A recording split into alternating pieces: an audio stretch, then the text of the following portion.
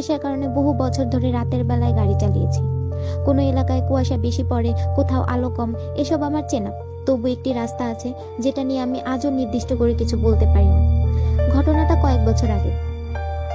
সেই সময় আমি ভ্যান চালাতাম। কাজের সূত্রে প্রায় ভোর রাতে ফিরতে হতো। ওই রাতে ফিরছিলাম একা। রাস্তা খুব পরিচিত, দিনে বহুবার যাতায়াত করেছি। রাত তখন প্রায় 3টা। কুয়াশা ছিল, তবে স্বাভাবিক মাত্রায়। হেডলাইটের আলোয় রাস্তা পরিষ্কার দেখা যাচ্ছিল। গাড়ির ভেতর হালকা আলো জ্বলছিল, রেডিও বন্ধ ছিল, চারপাশে নিস্তব্ধতা। একটা জিনিস তখনই খেয়াল করি, রাস্তায় কোনো যানবাহন নেই। সেটা অস্বাভাবিক না, কিন্তু ওই জায়গাটায় সাধারণত একটা ট্রাক বা বাস সবসময় থাকতো। সেদিন কিছুই ছিল না। কিছু দূর যাওয়ার পরে মনে হলো পাশের সিটের ওজনটা বদলে গেছে।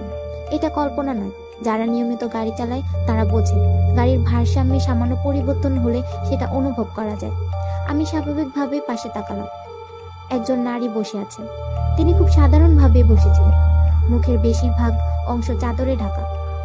পোশাকে অস্বাভাবিক কিছুই ছিল না। তার উপস্থিতিতে হঠাৎ কোনো আতঙ্ক হয়নি, বরং বিস্ময়টাই বেশি ছিল। কারণ আমি নিশ্চিত ছিলাম কাউকে তুলিনি। আমি কিছু বলার আগেই তিনি সামনের দিকে তাকিয়ে বললেন, আপনি চালান। তার কণ্ঠস্বর ছিল শান্ত, প্রায় নির্লিপ্ত। আমি আর কিছু জিজ্ঞেস করিনি। এমন পরিস্থিতিতে অনেক সময় মানুষ কথা বলতে চায় না, এই ভেবে আমি গাড়ি চালাতে থাকি। কিছু দূর যাওয়ার পর রিয়ার ভিউ মিররে চোখ পড়ে। আয়নায় আমি নিজের মুখের বদলে অন্য একজনের মুখ দেখতে পাই। লোকটা ভীষণ আতঙ্কিত।